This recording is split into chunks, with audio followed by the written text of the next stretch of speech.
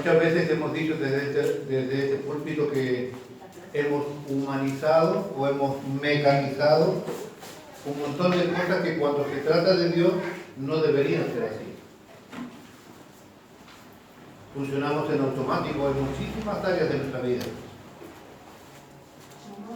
Estamos casi seguros que mañana vamos a despertar vivos. Estamos casi seguros que solamente se mueren los viejos. Estamos casi seguros que mañana lunes vamos a poder trabajar los que trabajan. Cuando en realidad estas cosas no son tan seguras en el día de hoy. Una de las cosas que más me preocupa es la distorsión que nosotros tenemos en cuanto a nuestros pensamientos relacionados con Dios.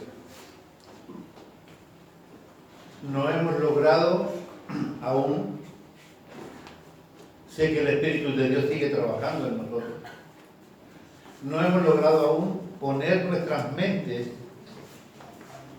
en la sintonía espiritual para entender mucho de lo que Dios quiere que nosotros sepamos de Él.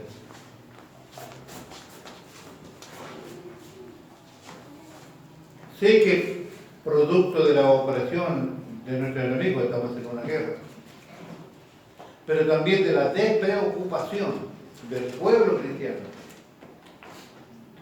Hay demasiadas cosas o demasiadas personas, demasiados cristianos o llamados cristianos, que no conocen todo lo básico que se debería conocer de Dios. Y cuando humanizamos muchos pensamientos nos damos cuenta que tenemos graves problemas. Por ejemplo, perdemos la dimensión de lo que significa que nuestro Dios es santo, santo, santo y perfecto. Y nosotros, criaturas imperfectas, criaturas que hemos caído en pecado y si bien es cierto somos perdonados por Dios por la muerte de nuestro Señor Jesucristo, seguimos siendo pecadores. Pecadores perdonados, pero pecadores. Y si tiene alguna duda con esto, haga un recuento rápido, mental, en el área que usted quiera de su vida, desde este minuto para atrás, y usted se va a encontrar con que fallamos todo el tiempo. La Biblia dice que nosotros somos pecados. No solamente que cometemos pecados, somos pecados. Usted ora la noche antes de dormir y cuando amanece mañana, usted amanece con pecado. Y nosotros, en todas las cosas, recién al inicio, Diego nos presentaba la situación de las tentaciones. Cada vez que usted se enfrenta a una tentación, usted tiene que elegir. O sea, usted está eligiendo siempre. Usted elige. El diablo no tiene la particularidad ni el poder de obligarnos a que nosotros pequemos. Cuando hay una tentación, usted elige. Y siempre tiene que elegir. Hoy había una invitación temprano a alabar el nombre de nuestro Dios, a seguir adorando, pues ya les expliqué que venimos aquí a seguir adorando el nombre del Señor. Y usted aceptó la invitación. Pero un alto número, mire a su costado, y un alto número de gente que se llama Jesús, Rey de Gloria, decidieron no estar acá. A veces somos llamados por el Señor a meternos en la oración, como lo decía la apertura, y nosotros determinamos no. Más tarde, mañana. Siempre usted está decidiendo. Y cuando se trata de Dios es un problema si decidimos mal. La palabra de Dios dice que Dios nos dará por inocencia culpable, por ejemplo. Entonces, nosotros tenemos esta humanización de esta situación. ¿A qué lo quiero llevar? A lo siguiente. Dios es perfecto. Dios es santo y es justo. Y cuando se trata de decidir algo para que tiene que ver con Dios y usted decide mal, usted dice, bueno, pero soy humano. Es humano errar. Es normal que los humanos equivoquemos.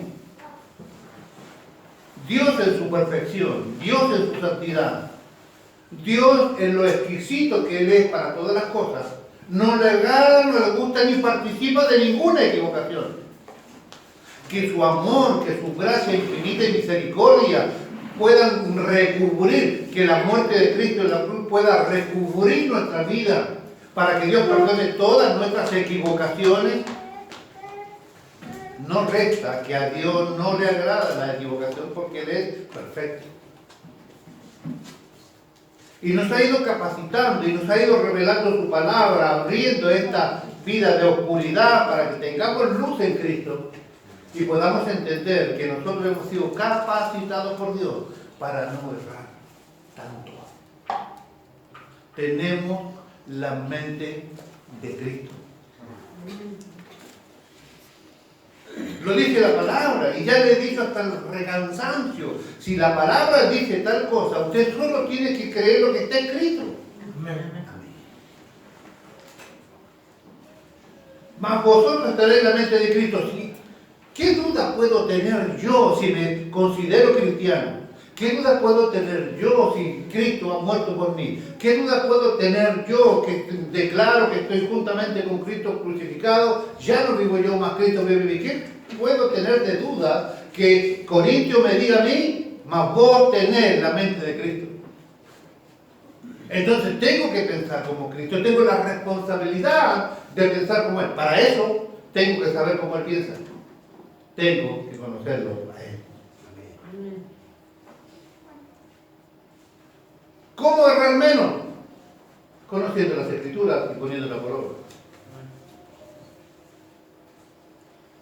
Pero vivimos en una etapa de la iglesia, la última, porque Cristo viene pronto, en donde lo que menos importancia se le da en el cristianismo hoy por hoy es a la palabra de Dios. Repito, hemos humanizado tanto a este Dios, lo hemos achicado tanto en sus características personales, que pareciera que Dios es apenas 10 centímetros más grande que yo. Es apenas un poco más perfecto que yo, es apenas un poco más... No, Dios es infinito, infinito, en todas sus características personales y únicas, es infinito. En santidad, en justicia, en amor, en misericordia, por nombrar las que recién nombraba. Y nosotros tenemos que mentalizarnos que cada vez que usted y yo tomamos una determinación, esa determinación traerá consecuencias positivas o negativas, pero traerá consecuencias sobre nosotros.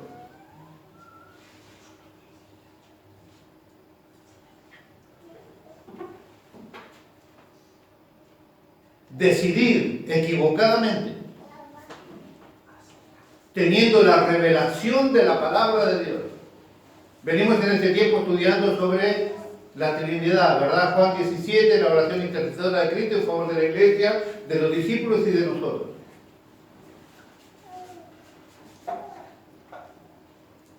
Donde dice que, Padre, la obra que tú me dices, yo la hice. ¿Y cuál era? Que ellos te conozcan, porque esa es la vida eterna. La vida eterna es conocer a Dios. La vida eterna es saber cómo Él piensa, lo que le agrada y lo que le disgusta.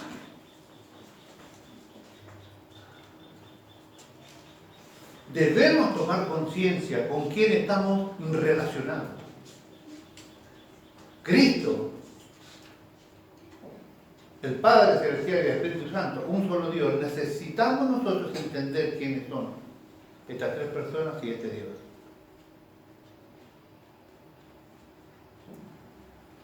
Quiero compartir hoy un pedazo. No sé si la próxima semana lo continuaré, veremos qué dice el Señor, pero lo que está titulado aquí se llama Lecciones de malas decisiones en la Biblia.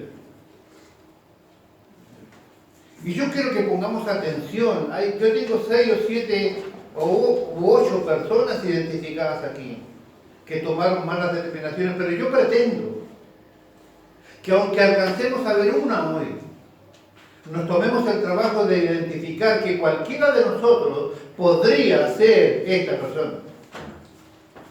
Que las distintas razones, circunstancias y resultados de las cosas que se hicieron nos pueden a nosotros afectar, nos pueden identificar, y hay algo válido en esto que nosotros tenemos que aprender de lo que la palabra de Dios tiene guardada para nosotros. ¿Está conmigo? Amén. Uy, qué bueno. ¿Quién de nosotros que se jacta de ser cristiano y de amar la palabra de Dios y creer que el reino de Dios debe establecerse hasta donde Él quiera, no desea que nuestra familia lleguen todos a la vida eterna? ¿Por qué? Porque nosotros sabemos lo que va a pasar con aquellos que no alcancen la vida eterna. Nosotros sabemos lo que le pasó ya a aquellos familiares nuestros que fallecieron lejos de Cristo. Ya sabemos porque la palabra de Dios lo dice, y yo no tengo duda por qué no creer lo que está allí. No tengo por qué yo dudar de esa palabra escrita. El que rechaza a Cristo va a parar simplemente al infierno. Mala palabra en la iglesia de Dios, el infierno, pecado, ¿no? Bueno, esta mala palabra la seguimos usando aquí. ¿Quién de nosotros, si yo le hiciera una encuesta, los conozco a todos, si yo le hiciera una encuesta, yo mismo le podría identificar cuáles son sus pesares en función de su familia?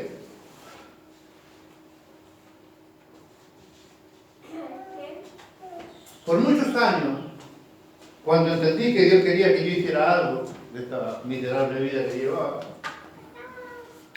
siempre pensé que quien más características pastorales tenía, no estoy diciendo que los demás no puedan hacerlo, yo creo que Mauricio tiene capacidades pastorales, pero él no quiere saber nada de pastoral, ¿verdad? Su rostro lo dice.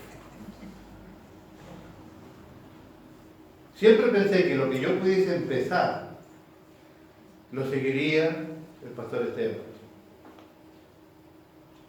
Paciente con los hermanos, amoroso. No es porque se haya ido con el Señor, pero lejos creo que es el mejor cristiano de todos los que hemos sido. El testimonio de él perdura hasta el día de hoy, ¿verdad? Amén. Sin embargo, Dios tenía otro plan. Mi oración continua es que la palabra de Dios pueda permanecer en la familia real. Que las generaciones venideras puedan seguir creyendo en nuestra familia que Jesucristo es el Señor, para la gloria de Dios Padre. Pero también soy consciente de la generación que estamos viendo que se entrelaza con la nuestra. También puedo ver lo que me cuesta que mi familia venga a la iglesia. También puedo ver la dureza que se percibe en mis nietos para aceptar las responsabilidades espirituales.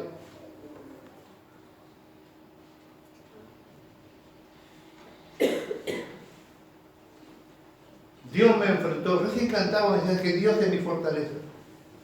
¿Usted cantaba eso? ¿Y usted cree que Dios es su fortaleza? Si no, estamos en el horno.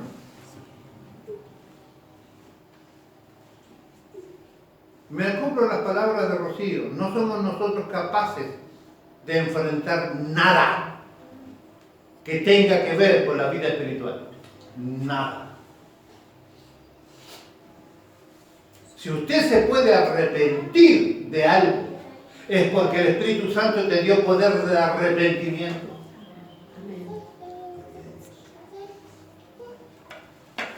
Si el Espíritu Santo no trabaja en nosotros, es imposible que nos podamos arrepentir.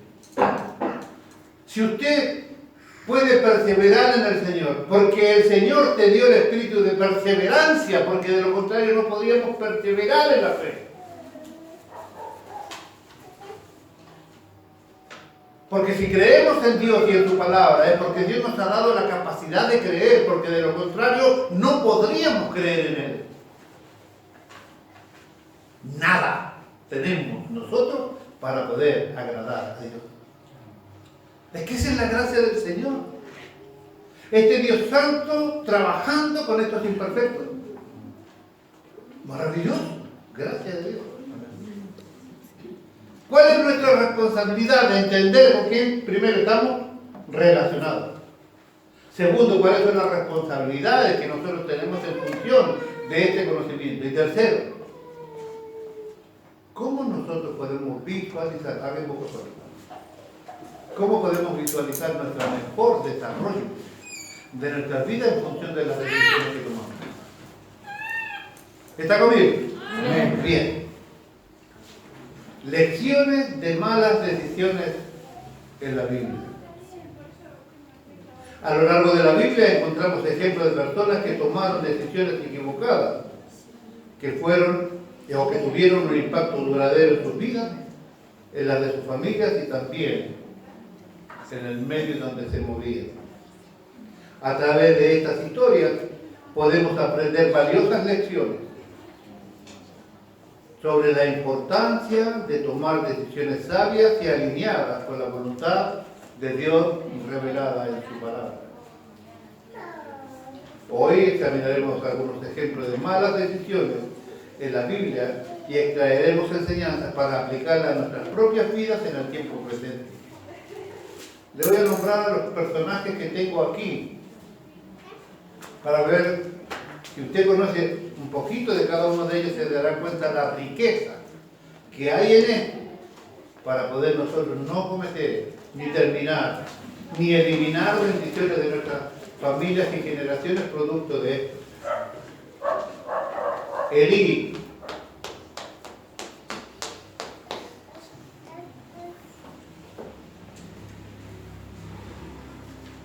¿Sabe quién es Elí? Es un sacerdote, ¿no? Es Elí. Saúl, rey de Israel.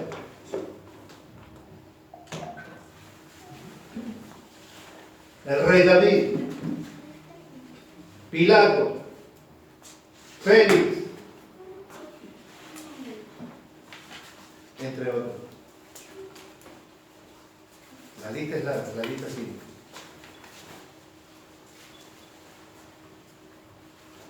Bien.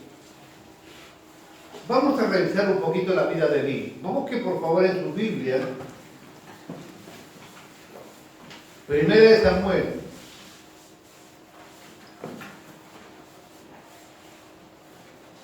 El texto base para eso es Primera de Samuel capítulo 13, versículo 2.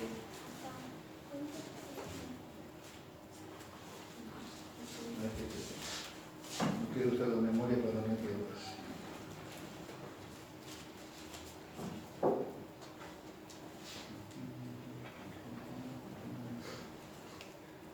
Le leo y ya va a salir el texto. Le leo y ya va a salir el texto, ¿sí? Elí, descuidando las responsabilidades espirituales. Vamos a leer un par de versículos en 1 Samuel capítulo 3, versículo 13. Para poder entender lo que le pasó a este señor y cuáles son sus equivocaciones, vamos a ponernos un poco en el contexto de lo que pasa aquí. Vamos a ver rápidamente, el llamado de Samuel. Esto está en el capítulo 3, versículo 1 al 10. No sabemos exactamente cuántos años tenía Samuel cuando Dios lo llamó. ¿Se acuerda Samuel? ¿La mamá cómo se llamaba? Ana, no Ana Clarucha, no Ana, esta de la otra. ¿Verdad? Y ella era una mujer que oraba para poder tener a su hijo. Y Elí era tan poco espiritual que no podía diferenciar entre una mujer, dice la Escritura, una mujer que derramaba su corazón delante del Señor y diferenciar de una que estaba ebria. Elí era el sumo sacerdote. Dices, Jehová, Señor mi Dios, si vos me das un hijo, yo lo voy a poner acá para que te sirva. Ese es Samuel. No sabemos exactamente cuántos años había tenido Samuel cuando Dios le llamó. Josefo, historiador,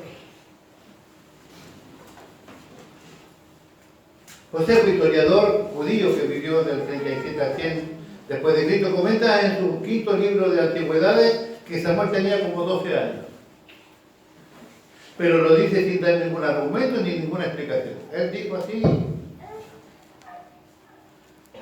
Posiblemente los judíos lo aceptaban como algo de conocimiento común. La palabra que se traduce en el hebreo para joven, literalmente se debe traducir creciendo. Se usa de manera muy amplia refiriéndose a algo muy joven, como también a alguien de unos 18, 20 años. Se usa de manera muy amplia hasta los 20 años. Nos da la interpretación o la impresión de que Samuel ya era un niño más o menos, no era un niño muy pequeño. ¿Por qué? Samuel servía, entre comillas, atendía, entre comillas, y cumplía los quehaceres del santuario. El verbo servía nos hace entender que ya estaba acostumbrado a esta tarea del trabajo en el santuario. No debe haber sido muy pequeño para él. Pero a pesar de toda la liturgia que se practicaba en aquel tiempo, Dios no hablaba. Primera lección para nosotros. A pesar de toda la liturgia que se ejecutaba alrededor de Dios, Dios no hablaba. Vivimos en un tiempo donde las liturgias son de moda, donde ciertas doctrinas prosperan, ¿no es cierto? Por nombrar solo algunas que estoy convencido yo de que no son de Dios. Por ejemplo, la idea de la prosperidad excesiva, el amor al dinero, donde se hace una gran parafernalia para poder entender que la finalidad de esto es el dinero. Vivimos en un tiempo donde se le da, digo esto para que no haya ninguna duda, el Espíritu Santo, tercera persona de la Trinidad, es Dios. No existe ningún ser más cristocéntrico que el Espíritu de Dios. Pero hoy se le rinde culto al Espíritu de Dios cuando el Espíritu de Dios manda que Jesús debe ser glorificado. Y hay toda un desarrollo. Entiéndase bien, no estoy diciendo que el Espíritu Santo no debe ser adorado, no estoy diciendo eso. Estoy diciendo que el centro de la historia es Cristo. Y que el Espíritu Santo trabaja para eso y que nos alimenta para eso y que nos revela para eso. Pero hoy por hoy se le da más importancia a la profecía hablada que a la profecía escrita. La Biblia no enseña eso. Pedro dijo, no hay ninguna profecía más segura que la palabra escrita. ¿Está conmigo? Amén. No estoy enojado ni nada, estoy bien. Ayer trabajé, la pastillita roja esa que me dio roja, no azul. La pastillita roja que me dio la vieja me hizo bien para la cintura porque, ¿no? ¿Cómo andaba en la casa? No, sí, pero cansado. Tengo 68 ya. Gloria a Dios. Bueno, dije, la roja me hizo bien, así que tranquilo que estoy acá. ¿Está acá, no? Amén. Bien, ya está tomado café, todo. A pesar entonces de la liturgia que se practicaba, Dios no hablaba. Repito, tenemos que tener cuidado con la liturgia que se usa hoy en día. El centro de toda adoración debe ser Cristo. Y la única manera que tenemos en las Escrituras para conocer a Cristo es a través de las Escrituras. Debemos cantar, adorar, todo sí, por supuesto. Yo soy de aquellos que creo que los 21 dones del Espíritu Santo en el Nuevo Testamento, todos están activos. Lengua, profecía, todo, lo que usted quiere. Pero usted tiene que conocer a Dios por la palabra. No me mueve la cabeza, dígame amén. Amén. No, porque yo veo que uno, no sé si está escuchando música y... Sigo. Primero de Samuel, capítulo 3, versículo 1. El joven Samuel ministraba a Jehová en presencia de Elí, y la palabra de Jehová escaseaba en aquellos días. No había visión con frecuencia. Versículo número 1. Véalo para que compruebe lo que le digo. Escaseaba, versículo 1. Es una palabra que nos da la idea de algo sumamente caro o de gran precio, ¿no? Díganos si la economía se entiende o no. Escasea el tomate y cuánto vale. ¿No? ¿Cierto? Algo muy apreciado generalmente escasea porque todos lo buscan. La palabra visión, versículo 1 también, por lo general se refiere a la profecía, aunque el verbo quiere decir contemplar, mirar fijamente o clavar la vista.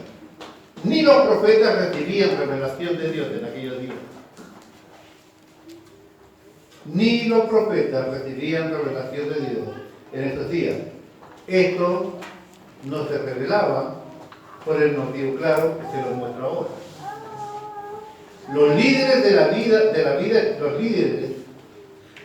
espiritual de Israel no tomaban en serio la obediencia a Dios. Los líderes de la vida espiritual de Israel no tomaban en serio la obediencia a Dios. Y cuando hay desobediencia, Dios no se revela. Ay. Conozco yo por acá, en el barrio, no importa cómo sea. Por años he visto más de una persona que llevan años sin congregar. Literalmente.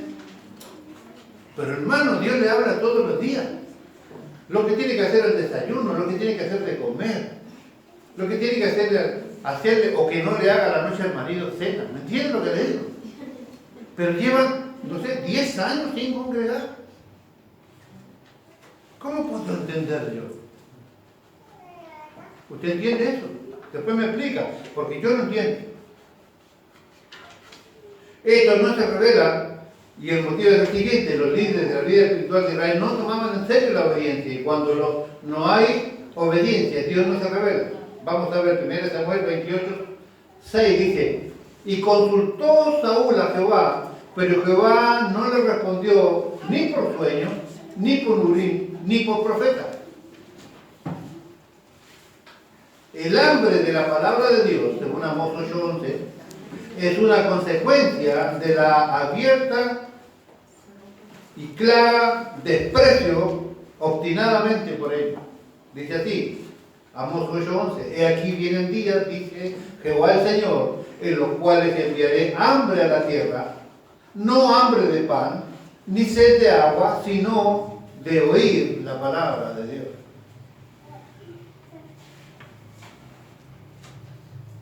Una de las cosas que damos por sentado es que usted va a tener Biblia todo el tiempo, a disposición, la versión que quiera, tapa dura, tapa blanda, tapa de cuero, digital, 20, 30 versiones digitales que usted la aprieta en la tecla y aparece. La cantidad de países que en el mundo hoy prohíben el cristianismo es impresionante. Y avanza. Demostraba a alguien en mi casa, ya sé a quién, no le importó mucho, una ley que está por aprobar el Congreso de los Estados Unidos, donde prácticamente todo el Nuevo Testamento se convertiría en antisemita. ¿No te compartí algo? No, lo veo. Mandó a la iglesia. La televisión. Lo mandó a la iglesia. Lo mandé a la iglesia. Bueno. Si se aprueban esas leyes, muchas de las cosas que nosotros hoy se hacen con libertad no se podrán hacer más.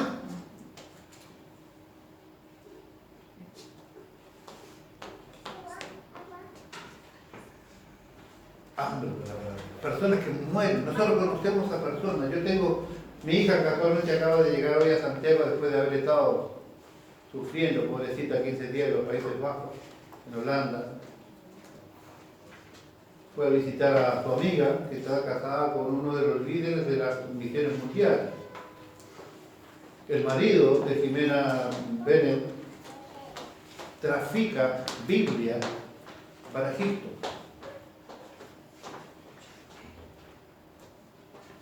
País musulmán. y otros países de la región.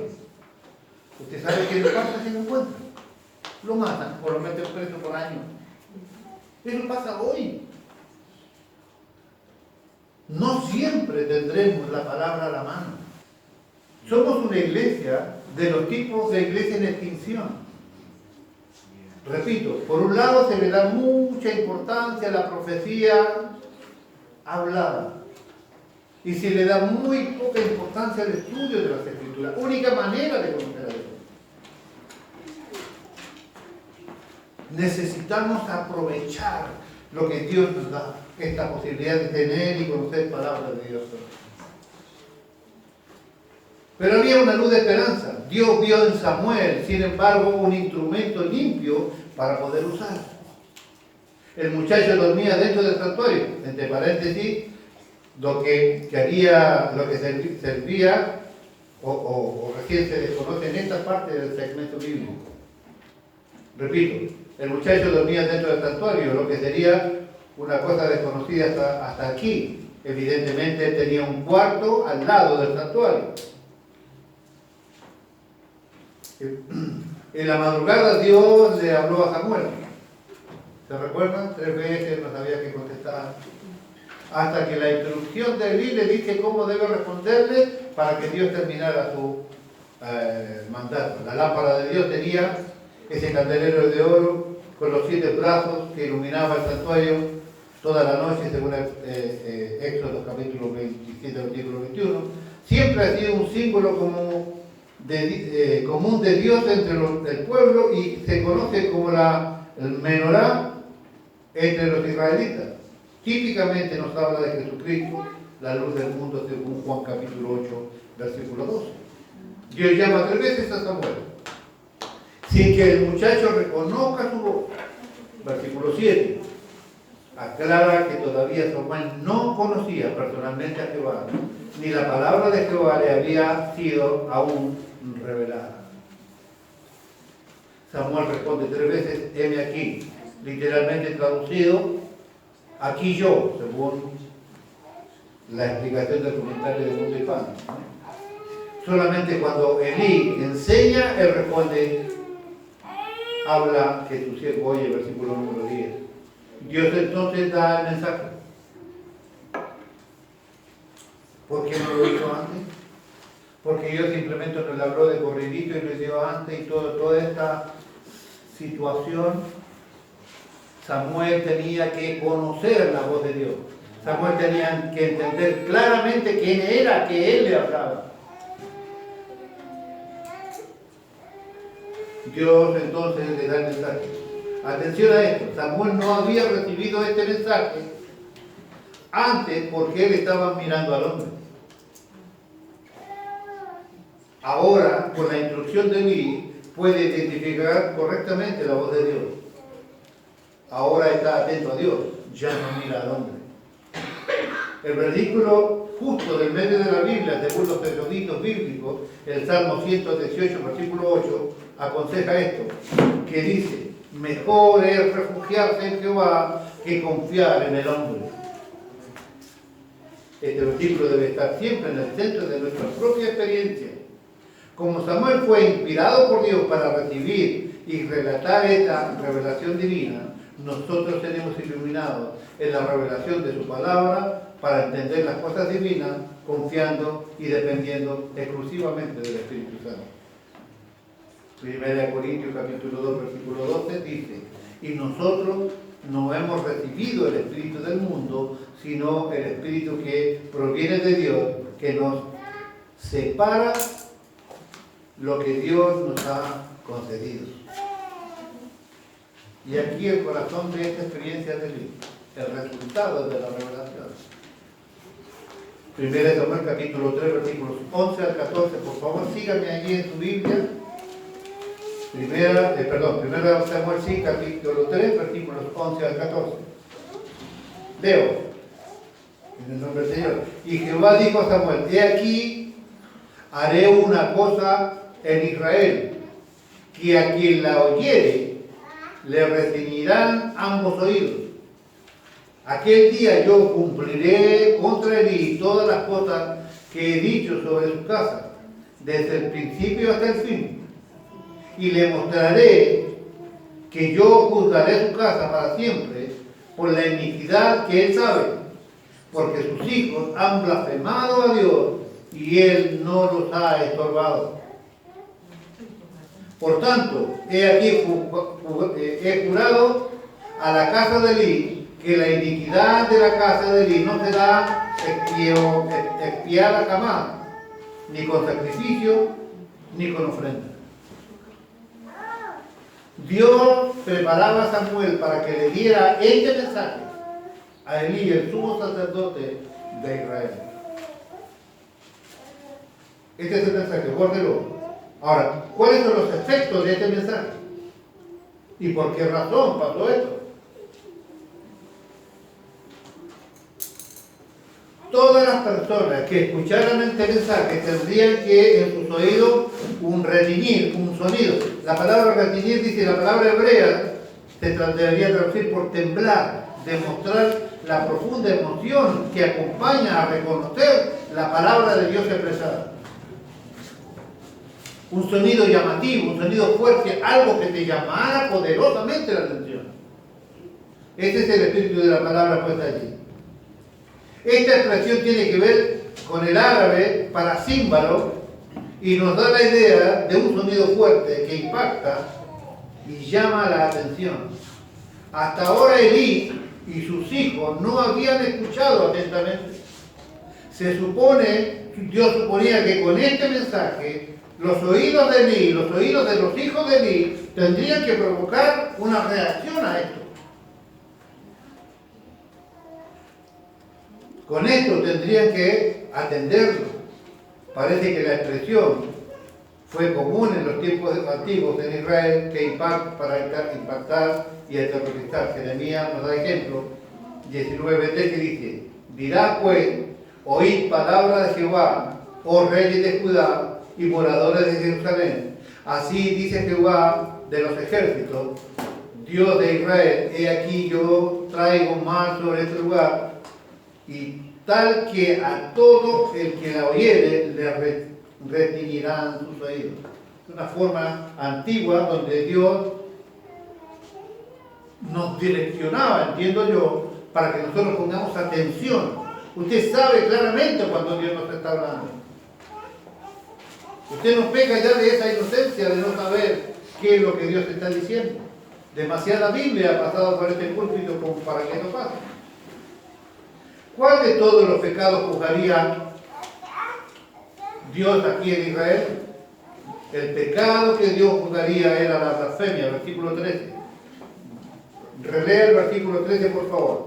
Y le mostraré que yo juzgaré su casa para siempre, por la iniquidad que él sabe, porque sus hijos han blasfemado a Dios y él no los ha estorbado. La idea principal de la palabra es tomar livianamente, pero cuando se usa en su forma intensiva como aquí, quiere decir maldecir. Aquí está indicando que los hijos de Elí habían traído sobre sí mismos la maldición de Dios. No era simplemente que Dios consideraba que lo habían tomado claramente. Él estaba diciendo que él se sentía ofendido por la actitud que tenían los hijos de Elí. Aquí en esta indicación que los hijos de Elí habían traído sobre sí mismos la maldición de Dios. Ellos eran los culpables y nadie más. Elí, sabiendo esto, no lo reprochó nunca. No sintió profundamente el peso de su pecado. El verbo sugiere que no padeció de horror, ni se sintió conmovido, ni hubo sobresalto, ni se sintió débil. Nada de esto sucedió en el corazón de Elí recibiendo esta palabra de parte de Samuel.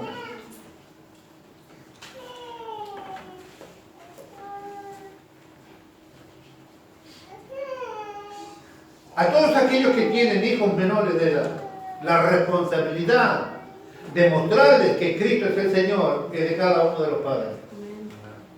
Yo en una situación familiar, no importa cuándo, no importa cuál, no importa cuándo, aprendí una gran lección de boca de mi hijo Mauricio. Él me dijo una verdad. Eran las 6 de la mañana de un día lunes. Me golpeó la puerta del dormitorio y me dice, yo tengo que decirte algo. Yo en aquel tiempo tenía casi todo resuelto para dejar el pastorado. Y Mauricio me hizo ver una gran verdad que hasta el día de hoy, y de hecho la puedo compartir como experiencia válida y positiva. Me dice, vos tenés que tener en cuenta que no sos el único que sufre aquí. Pero también tienes que tener en cuenta que yo, por ejemplo, ahora me voy a la calle, salgo de la calle, soy mayor de edad y vos no sos responsable por lo que yo haga una vez que salga de esta puerta porque yo tengo mayoría de edad. Vos no sos responsable por mis errores o mis malas decisiones. Tu responsabilidad es la única, era la única que en ese momento era menor de edad. Vos puedes hacer lo que quieras con la decisión que tienes. Pero esto no es poner a alguien y poner a otro. No es que te salís vos y ponemos al más pintado. Si vos salís de aquí porque la voluntad de Dios es tuya, esto simplemente se cierra. Te dejo, me tengo que ir a trabajar. Estas fueron las palabras de mi hijo presente aquí, que me hicieron ver una gran realidad. ¿Por qué la recuerdo ahora? Porque si usted tiene hijos menores de edad, es su responsabilidad. Usted todavía es responsable por ellos. Pero si usted tiene hijos mayores de edad, nos guste o no nos guste, la mayoría de edad legalmente le da ciertos atributos a que nuestros hijos hagan lo que consideren. Sufriremos por ellos. Yo lo sufro todos los días. Pero ya no son su responsabilidad. Debe orar por ellos, sí señor. Debe darle ejemplo, por supuesto. Debe amonestarlos, sí. Y cada vez que más grandes se ponen, cuando nosotros les predicamos el Evangelio y los intamos a ellos a que comporten y crezcan y puedan vivir en donde fueron criados, porque sé que la palabra de Dios está en su interior. Nuestras costumbres de desayuno eran escuchar predicas y de estudio bíblico mientras nos calentábamos alrededor de la salamandra. Así crecieron los hijos. Donde mi vieja llevaba a los chicos a las vigilias y los chicos estaban ahí en el piso, llevábamos las frazadas para que durmieran en el piso. Le llevábamos juguetitos para que jueguen, pero le llevábamos peluche, no le llevábamos un martillo para que golpearan los bancos, ¿me entiendes? Y golpeaban, no hacían ruido. Así crecieron los nuestros. Pero una vez que ellos hicieron mayor de edad, cada uno de ellos toma la decisión que considere, nos guste a los padres o no nos guste. No crea usted que usted le dice a su hijo, tienes que hacer esto, esto y esto. Y su hijo mayor de edad está obligado a obedecerle. Ay, no me hace caso. No, es que usted le dio su opinión. Él toma la decisión que quiere. Aquí tenemos el ejemplo. Los hijos de Elías eran responsables delante del Señor. Ellos trajeron para sí mismos la maldición de Dios. ¿Por qué? Menospreciaron las cosas espirituales. No conocieron la voz de Dios como correspondía. El verbo sugiere que no palideció Elí ni ninguno de ellos. ¿Cuál fue el pecado? No corregir a sus hijos. Vivimos una generación donde los chicos, no importa de la edad que tienen, les faltan el respeto a los padres. Atención jóvenes, atención adolescentes. Nada de las ofensas que usted haga contra su papá quedará impune.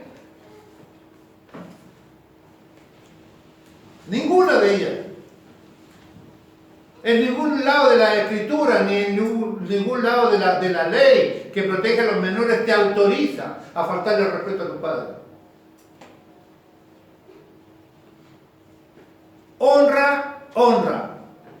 honra a tu padre y a tu madre para que los días que Jehová en la tierra se alarguen y todo te vaya bien.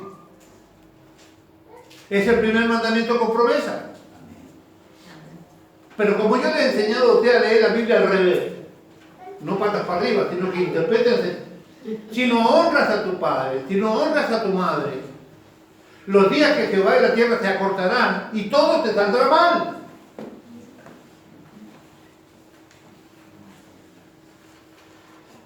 No se puede alterar el orden divino ni la directiva de Dios. La palabra honrar, algunos la tienen más difícil que otros. Honrar es que el papá o la mamá se sientan complacidos de ser el papá de él o la mamá de ella.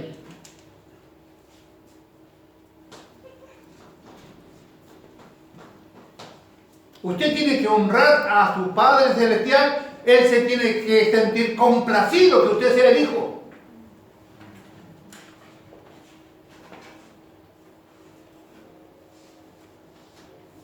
Porque esas no son palabras vacías para mí cuando yo celebro, bendigo o agradezco a alguno de mis hijos. Por eso usted no tiene que tomar a la ligera cuando yo digo me siento complacido de ser el pastor de Jesús, Rey de Gloria. Porque yo conozco el peso de la palabra en la Biblia.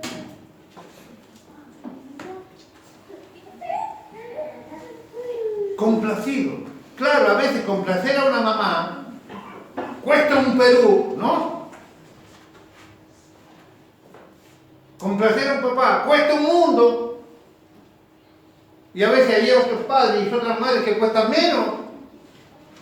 Claro, algunos lo tienen más difícil que otras, pero en ningún caso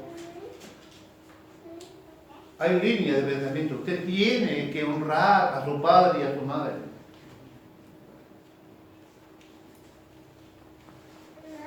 ¿Qué sucedió con esto? ¿Cuál fue el resultado de lo que hicieron los hijos de Eli? Y la no corrección del padre, versículo 14. Versículo 14 se refiere a la familia de Eli y a su linaje sacerdotal. Mas nosotros no somos un pueblo de reyes y sacerdotes. ¿Está conmigo? Amén. Ay, qué bueno. Versículo 14. Se refiere a la familia de Elías, el linaje sacerdotal. ¿Pretendemos que nuestros hijos continúen nuestro legado? ¿Le gustaría que sus hijos, no? El Fofu decía cuando era chico que quería ser el pastor de la iglesia. Escuche, le voy a mandar en cana. ¿Dónde está el Fofu? Escuche, cuando yo sea el pastor de la iglesia, era chiquito. Lo primero que voy a hacer, le voy a dar un sobre blanco a los hermanos para que lo llenen de plata. Pero era un mocosito. Cualquiera que lo escuche, esto es lo que le dice de esto, no solamente hablan en la casa del pibe, ¿entiendes? Se paraba, estaba en el púlpito un poco más alto, había uno de estos baffles acá, y ese era su púlpito. El tipo se paraba allí, fue hasta la primera banca, ¿sí? La reunión empezó a cerrar. Y se subía. Y otra vez atacó al diácono allá en la puerta. No sé si te acordarás de eso. Diácono, la reunión empezó hace un rato. Y después venía y se subía. O sea, ¿me entiendes?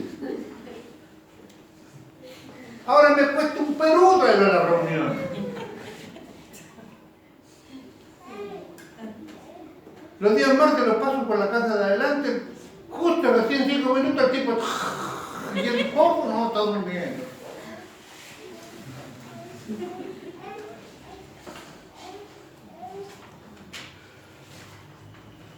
Ni siquiera las ganas de acompañar a este pobre viejo, a ver si se lo roban en el camino.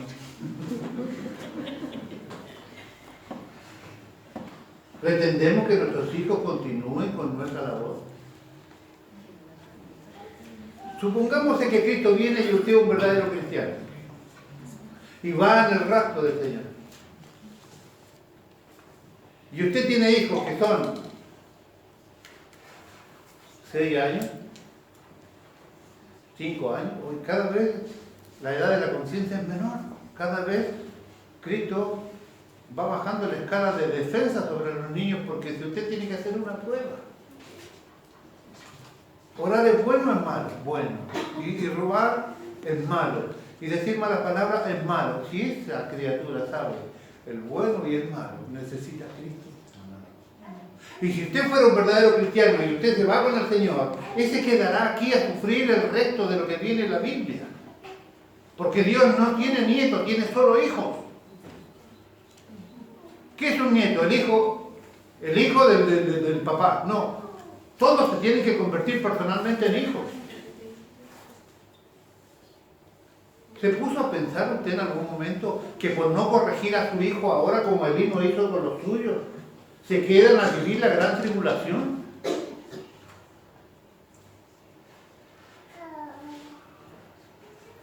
¿Cuánto duraría sin comer? Porque cuando usted no quiera ponerse la marca de la bestia, usted no podrá comprar ni vender. ¿Con qué se va a alimentar, por ejemplo? Si usted no puede comprar ni vender, morirá de hambre. ¿Quiere usted, por no corregir a los niños hoy, que pasen este tipo de cosas? ¿Que vayan a parar al infierno por no hacer su tarea de corrección? ¿Te da lo mismo que tu hijo no venga a la iglesia? Nosotros sufrimos. Y son todos viejos los nuestros. Porque han dejado la fe. Sufrimos por ello. Claramente estoy hablando de Israel, estoy hablando de Claudia en menor medida, pero también con problemas. La Cristina que no sabe todavía dónde debe estar. ¿Se entiende?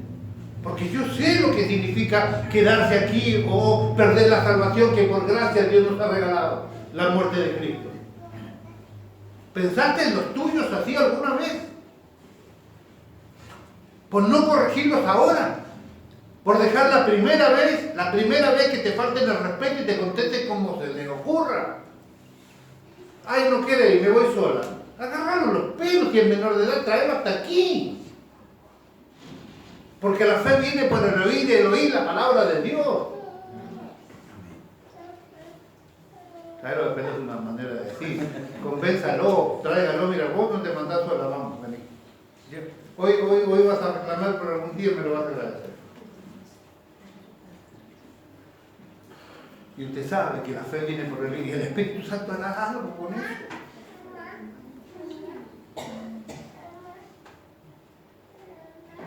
Si sus hijos no tienen vida espiritual, no podrán heredar lo que usted está haciendo. Pero que aparte de ese hecho, Dios dice que esta casa sacerdotal no podría continuar con su ministerio. O sea, todo lo que nosotros hicimos no continuará en manos de nuestros hijos.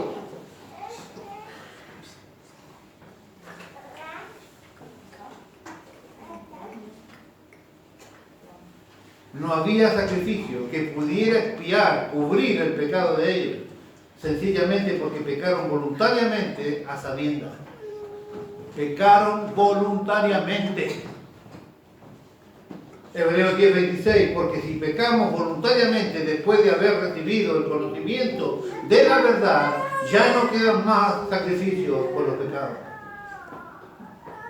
27, sino que una horrenda expectación de juicio y de hervor de fuego que ha de devorar a los adversarios. Efectivamente, la casa de Elí fue reemplazada más adelante por la casa de Sadoc.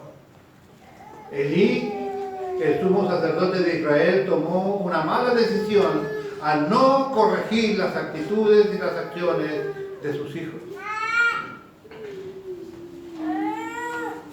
Primero Samuel capítulo 3, versículo 13, Dios anunció el juicio sobre la casa de Elí debido a su falta de disciplina en la crianza de su familia.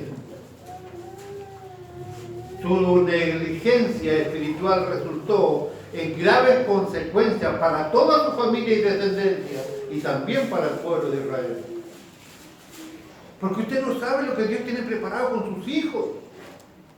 Usted no sabe lo que Dios tiene preparado con sus nietos. Sabias palabras de Gonzalo decía ayer en la obra. Nosotros no tenemos dimensión de lo que puede pasar con esta construcción mañana. Usted no tiene dimensión de lo que pueda pasar cuando usted le predica el Evangelio a alguien. Hay miles de testimonios bíblicos y reales de que una persona alejada por allí se convirtió al cristianismo y esa después surgió un tremendo avivamiento en África o en Asia.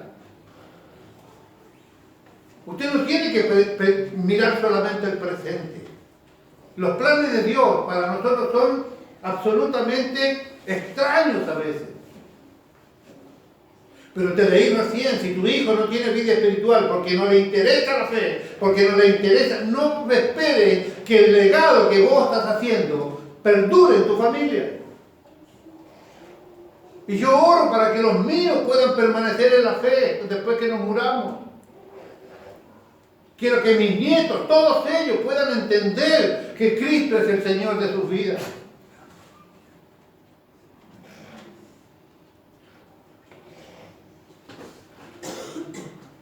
En 1 Samuel 3:13 Dios anunció el juicio sobre la casa de Elí debido a su falta de disciplina en la crianza de sus hijos. Su negligencia espiritual resultó en graves consecuencias para su familia y el pueblo de Israel. Esta historia nos enseña que la importancia de asumir nuestras responsabilidades espirituales y tomar medidas para corregir el pecado de nuestras vidas, de nuestras familias y por ende esperar la redención de ellos.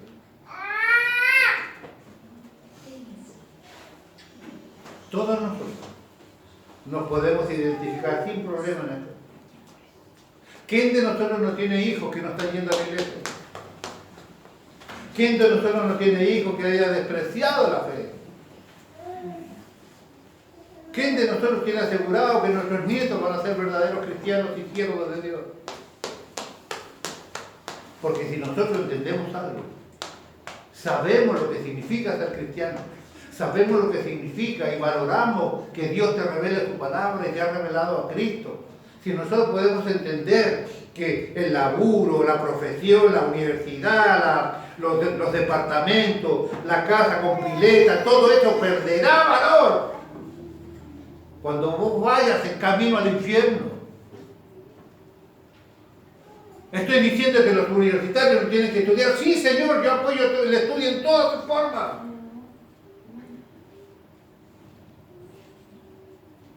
Pero necesitamos entender que si no fuese por la bendición de Cristo, si no fuese por la bendición de Dios, no podrías estudiar. Si podés ser agradecido, entenderás que la capacidad intelectual te la ha dado Dios.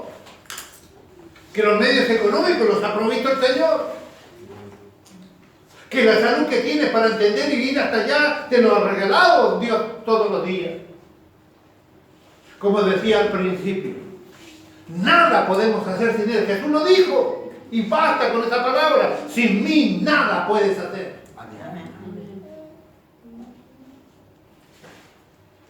Miles de personas quisieran ir a la universidad y no pueden. ¿Por qué? Causas sociales, económicas, sí pueden ser. Y los que van, Dios ha trabajado en el corazón de sus hijos para que puedan estudiar. Para que los ingenieros futuros le vayan y le prediquen a los ingenieros activos. Para que todos aquellos profesionales vayan hasta allí, sí, pero para eso tiene que estar Cristo primero en tu vida. Cientos de veces vi cambiar la universidad por la iglesia. Eso no es de ahora, es de siempre. Hemos tenido nosotros cristianos en la casa que le hemos abierto las puertas de nuestra casa. Y han cambiado la universidad por la iglesia. El único título que te sirve para llegar a la vida eterna es hijo de Dios. Es el único título que no perecerá en tu vida. Seguirás siendo hijo de Dios para siempre. necesitamos entender que todas estas cosas reflejadas en las Escrituras están para nuestro bienestar, para nuestro aprendizaje. Debemos orar de continuo todos los días por nuestros nietos, nuestros hijos, por nuestros hermanos.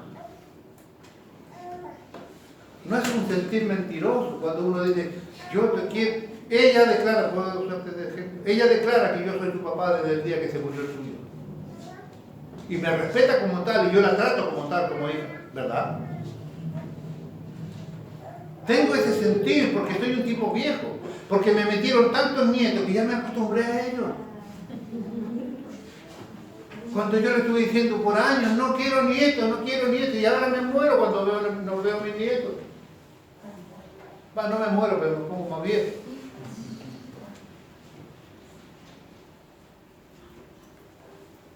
Porque valoro la importancia de la juventud en nuestra iglesia. Es que quiero tener más nietos. Y los trataré con el respeto que se merecen. Pero no esperen que yo hable de mi palabra para que ustedes yo les dé de su agrado. Te diré lo que tiene que ser cuando esté escrito aquí, que es la palabra de Dios. Elí es un buen ejemplo para pensar en nuestra familia. Qué pena. Saúl tendrá que esperar. Saúl habla de una experiencia que tiene que ver con la espiritualidad y el ejercicio propio de cada ministerio. Esto era familiar, lo otro es personal. Y el rey David ni le cuento. Veremos qué dice el Señor. Espero que sí, esto sí, le sirva y que Dios le bendiga por ello. Muchas gracias.